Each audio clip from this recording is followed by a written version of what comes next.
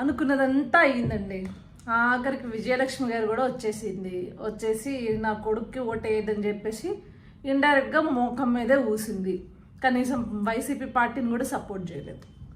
అంటే దీని అర్థం ఏంటంటే జగన్మోహన్ రెడ్డిని ఫ్యామిలీ మొత్తం ముఖం మీద ఊసిందనమాట.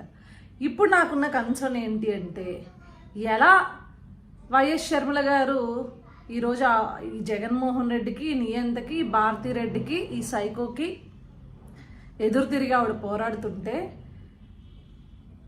షర్మిల అసలు రాజశేఖర రెడ్డి గారు కూతురే కాదు అని చెప్పేసి ఏ రకంగా ఈ నియంత మాట్లాడించాడో, అదేవిధంగా ఇప్పుడు వైఎస్ విజయలక్ష్మి గారిని ఏమన్నా అసలు రాజశేఖర రెడ్డి భార్యే కాదంటాడా, లేకపోతే నా తల్లే కాదంటాడా అనేది వేచి చూడాలి.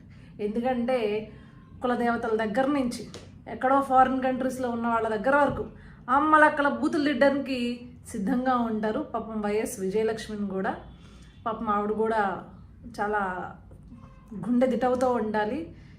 ఇలాంటి దరిద్రుడు నా కొడుకు ఆఖరికి తల్లి కన్నా తల్లి అని కూడా చూడకుండా నా పైన దాడి చేయిస్తున్నాడు అనేది ఆవిడకి తెలిసి వస్తుంది, ఖచ్చితంగా తెలిసి వస్తుంది. చెప్పాను కదా, వైఎస్ విజయలక్ష్మి బయటకు వచ్చి తనను తిట్టక్కర్లేదు, ఏం చేయక్కర్లేదు. తనకి ఆపోజిట్గా ప్రచారం చేసినా, లేకపోతే ఒక చిన్న వీడియో ఇచ్చినా వేరే వాళ్ళకి ఓటేయమని చెప్పేసి వైఎస్ విజయలక్ష్మిని కూడా నా సొంత తల్లి కాదు అని చెప్తాడు, మా నాన్నకి అల్లం కాదని చెప్తాడు.